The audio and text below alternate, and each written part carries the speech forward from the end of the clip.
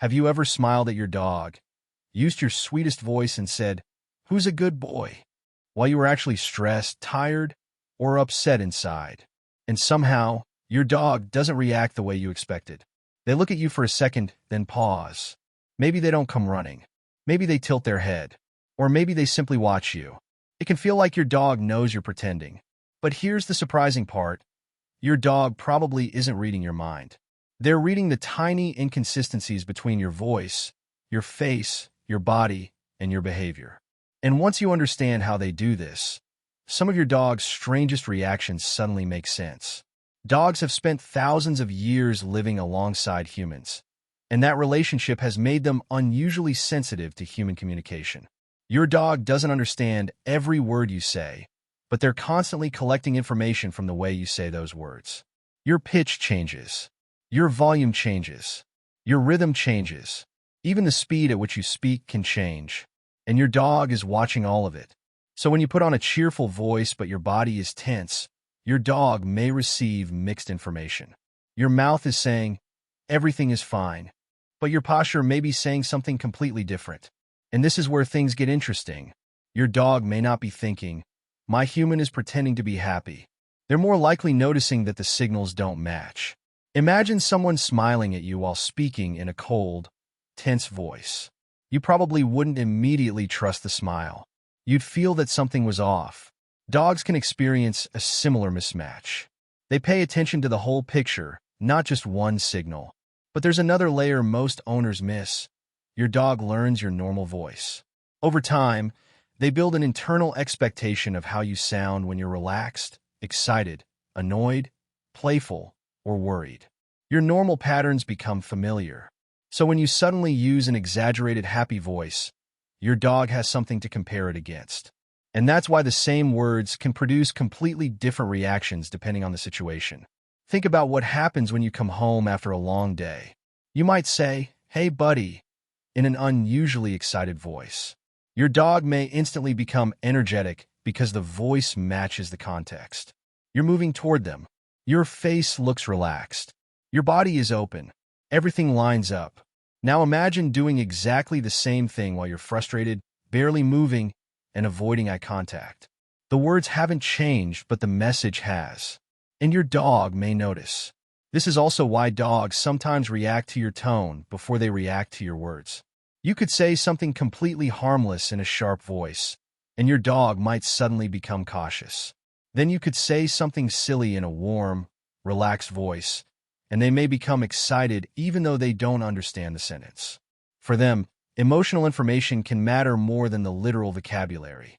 But wait, if dogs are so sensitive to our voices, does that mean you can never hide your emotions from them? Not exactly. Dogs aren't emotional lie detectors. They can misunderstand us, and their reactions depend on their personality, experiences, environment, and the specific situation.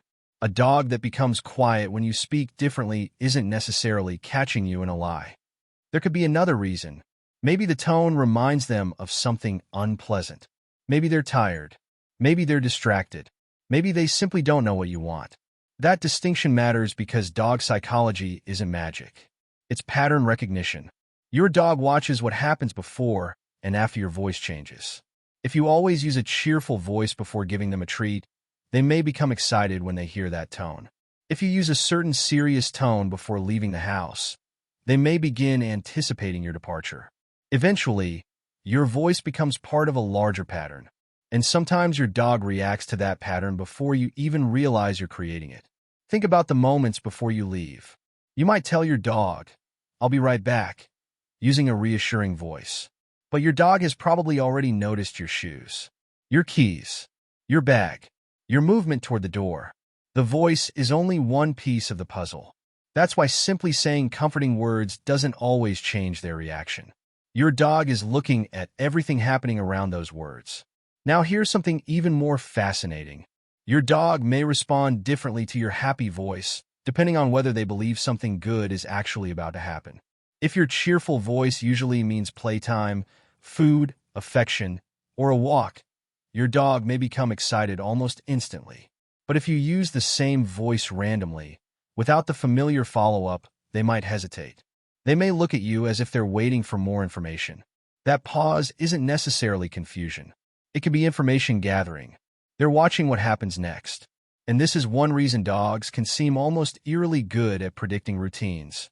They aren't necessarily predicting the future. They're learning patterns. Your behavior repeats. Your dog notices.